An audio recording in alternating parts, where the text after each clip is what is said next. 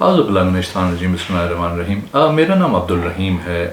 میں ایک سیریز بنا رہا ہوں حضرت امام ابو حنیفہ کی جو کتاب ہے مسند امام ابو حنیفہ، جس میں انہوں نے حدیثوں کے بارے میں کافی حدیثوں کو درج کیا ہے۔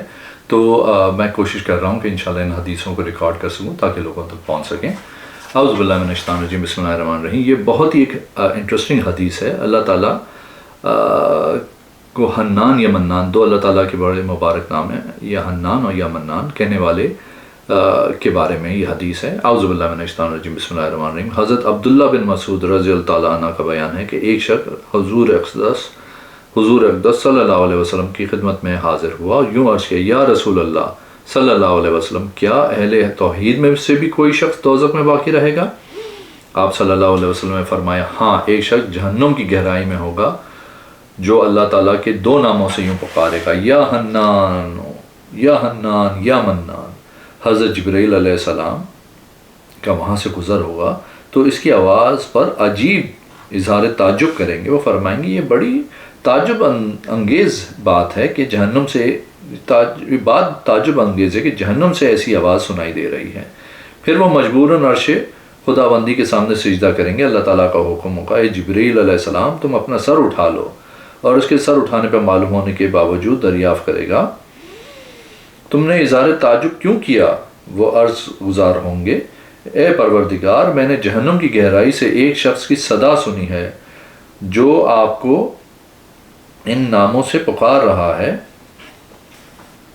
ان الفاظ سے پکار رہا ہے، یا حنان یا منان۔ اس کی آواز پہ مجھے تعجب۔ اللہ تعالیٰ کا فرمائیں گے، اے جبرائیل علیہ السلام، تم مالک، یعنی نام جو فرشتہ جو داروغہ دوزخ ہے کے قریب جا کے ان سے کہو وہ میرے بندے کو دوزخ کی گہرائی سے باہر لے آئیں۔ حضرت جبرائیل امین علیہ السلام ایک دروازے کے پاس جا کے دستک دیں گے۔ مالک برآمد ہوگا تو ان سے کہیں گے، اللہ تعالیٰ کا آپ کو حکم ہے کہ تم میرے ایسے بندے کو جہنم کی گہرائی سے نکال دو جو اس الفاظ سے پکار رہا ہے، یا حنان یا منان۔ یہ پیغام ملتے ہی مالک جہنم میں داخل ہوگا، مگر تلاش کے باوجود وہ شخص دستیاب نہیں ہو سکے گا، جبکہ مالک بالیقین اس سے بھی زیادہ جانتا ہے جتنا ماں اپنی اولاد کو جانتی ہے۔ اس میں مالک حضرت جبرائیل علیہ السلام سے یوں کہے گا، چونکہ جہنم کی آگ تیزی سے شعلہ زن ہے، جس کی وجہ سے اب پتھر اور لوہے اور انسان کے درمیان امتیاز کرنا دشوار ہو گیا ہے، دشوار ہے۔ حضرت جبرائیل علیہ السلام یہ جواب سن کے واپس پلٹ آئیں گے، عرش الہی کے سامنے سجدے میں گر جائیں گے۔ اللہ تعالیٰ فرمائے گا، اے جبرائیل، تم اپنا سر اٹھاؤ، تم میرے بندے کو ساتھ کیوں نہیں لائے؟ حضرت جبرائیل علیہ السلام فرمائیں گے، الہی، مالک نے کہا ہے، جو داروغہ ہے جہنم کا، کہ دوزخ کی آگ تیزی سے شعلہ زن ہے، جس کی وجہ سے پتھر اور لوہے اور انسان کے درمیان فرق نہیں کر پا رہے ہیں۔ اللہ تعالیٰ کا حکم ہوگا، تم مالک کو جا کے پیغام دو کہ میرا وہ بندہ دوزخ کی فلاں گہرائی، فلاں کونے اور فلاں پردے میں موجود ہے۔ حضرت جبرائیل امین علیہ السلام جا کر سب تفصیل بیان کریں گے۔ مالک مقرر جگہ میں جا کے اس شخص کو پھٹکار ہوا، دھتکار زدہ ہوا، پاؤں کی پیشانی سے بندھا ہوا، ہاتھوں کی گردن سے جھگڑا پائے گا، جبکہ سانپ اور بچھو اس سے وابستہ ہوں گے۔ مالک کے پیچھے کے کھینچنے پہ سانپ اور بچھو گر جائیں گے، اور اسے دوبارہ کھینچنے پر اس کی بیڑیاں اور ہتھکڑیاں ٹوٹ کر گر جائیں گی۔ پھر مالک اسے دوزخ سے باہر نکالے گا، نہر حیات میں اسے غوطہ دے کے حضرت جبرائیل علیہ السلام کے سپرد کر دے گا۔ حضرت جبرائیل علیہ السلام اسے پیشانی سے پکڑ کے لائیں گے۔ حضرت جبرائیل علیہ السلام فرشتوں کے جس گروہ کے پاس سے گزریں گے وہ کہیں گے، اس شخص پہ تعجب ہے، یہاں تک کہ وہ عرش الہی کے سامنے جا کے سجدے میں گر جائیں گے۔ اللہ تعالیٰ فرمائے گا، اے جبرائیل علیہ السلام، تم اپنا سر اٹھاؤ۔ پھر اس شخص سے مخاطب ہو کے فرمائے گا، اے میرے بندے، کیا میں نے تجھے خوبصورت شکل و صورت میں پیدا نہیں کیا؟ کیا میں نے تیرے پاس اپنا پیغمبر نہیں بھیجا؟ کیا اس پیغمبر نے تجھے کتاب نہیں پڑھائی؟ کیا اس نے تجھے نیک کام کرنے کا حکم نہیں دیا اور برے کاموں سے نہیں روکا؟ وہ شخص ان سب باتوں کو تسلیم کرے گا۔ اللہ تعالیٰ سے فرمائے گا، فلاں کام تو نے کیوں سر انجام دی؟ وہ عرض کرے گا، اے پروردگار، میں نے اپنی جان پر ستم کیا جس کی پادش میں اتنا عرصہ جہنم کا ایندھن بنا رہا، مگر اس دوران بھی تجھ سے نا امید نہ ہوا، اس لیے میں تجھے یا حنان یا منان کے الفاظ سے پکارتا رہا۔ اس وقت تو اپنے فضل و کرم سے عذاب جہنم سے اس وقت تو میں نے اپنے فضل و کرم سے جہنم سے نجات فرما دی ہے، تو اب مجھ پہ رحم بھی کر دے۔ اللہ تعالیٰ حکم کریں گے، اے فرشتوں تم اس بات پہ گواہ ہو جاؤ کہ میں نے اس پر رحم بھی کر دیا ہے۔ ماشاءاللہ، اللہ تعالیٰ کی رحمت سے کبھی بھی مایوس نہیں ہونا چاہیے۔ ایک اور حدیث ہے، کبیرہ گناہوں کے مرتکب لوگوں کے لیے شفاعت کا بیان۔ حضرت انس بن مالک رضی اللہ تعالیٰ عنہ کا بیان ہے، میں نے ایک دفعہ حضور اقدس صلی اللہ علیہ وسلم کی خدمت میں عرض کیا، یا رسول اللہ، قیامت کے دن آپ صلی اللہ علیہ وسلم کن لوگوں کے حق میں شفاعت کریں گے؟ آپ فرمائیں گے، کبیرہ گناہوں کے مرتکب، بڑے جرائم کے مرتکب، خون ریزی کرنے والے لوگوں کے حق میں۔ ماشاءاللہ۔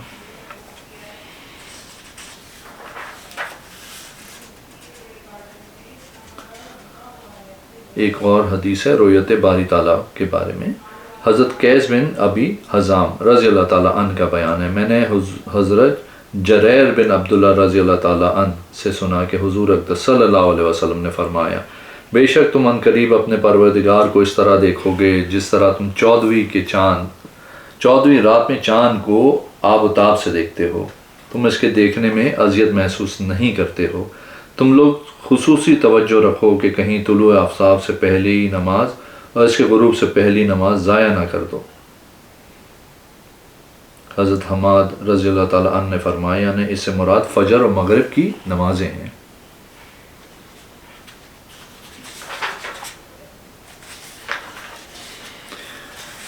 اب دوسری کتاب شروع کرتے ہیں۔ کتاب کا نام ہے کتاب العلم۔ حضرت عبداللہ بن مسعود رضی اللہ تعالیٰ عنہ کا بیان ہے، حضور اقدس صلی اللہ علیہ وسلم نے فرمایا، علم کا حصول ہر مسلمان پہ فرض ہے۔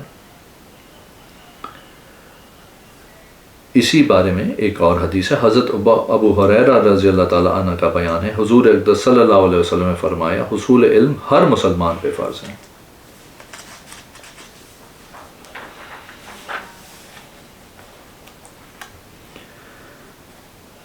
علم فقہ حاصل کرنے کی فضیلت کا بیان۔ حضرت امام اعظم ابو حنیفہ رضی اللہ تعالیٰ عنہ کا بیان ہے، 80 ہجری میں میری ولادت ہوئی اور 96 ہجری میں آپ والد گرامی کے ساتھ حج بیت اللہ ادا کرنے کی میں اپنے والد کے ساتھ حج بیت اللہ ادا کرنے کی سعادت حاصل کی۔ میں نے مسجد حرام میں جب میں مسجد حرام میں داخل ہوا تو کثیر لوگوں کو حلقے کی شکل میں دیکھا۔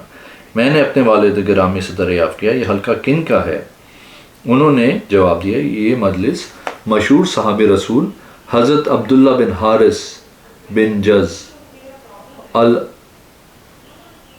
الزبیدی رضی اللہ تعالیٰ عنہ کی ہے۔ میں نے ان سے قریب ہوا تو ان سے سنا، میں نے حضور اقدس صلی اللہ علیہ وسلم سے یوں سنا، جس شخص نے دین کی پوری سوجھ سمجھ حاصل کی تو اللہ تعالیٰ اس کی ضرورت کو پوری کر دے گا، اللہ تعالیٰ اسے وہاں سے رزق عطا فرمائے گا جہاں اس کا گمان بھی نہیں کیا جا سکتا۔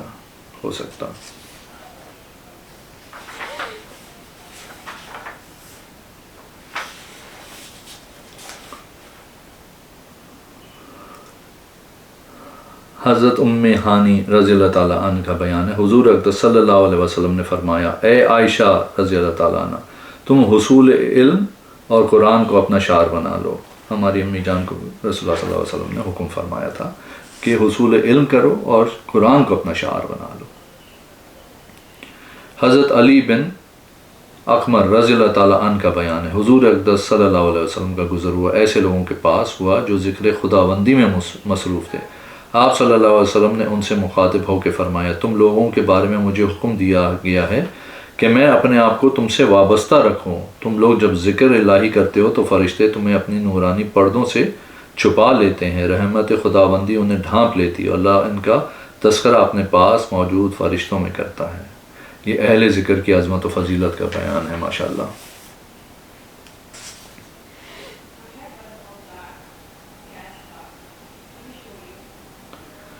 اللہ تعالیٰ کی طرف سے دل میں کا بیان۔ حضرت عبداللہ بن مسعود رضی اللہ تعالیٰ عنہ کا بیان ہے، حضور اقدس صلی اللہ علیہ وسلم فرمایا اللہ تعالیٰ قیامت کے دن علماء کو جمع کرے گا، ان سے یوں مخاطب ہوگا، تمہارے ساتھ بھلائی کے قصد سے میں نے تمہارے دل میں حکمت ڈالی تھی، اب تم جنت میں چلے جاؤ، میں نے تمہارے گناہ معاف کر دیے ہیں۔ ماشاءاللہ۔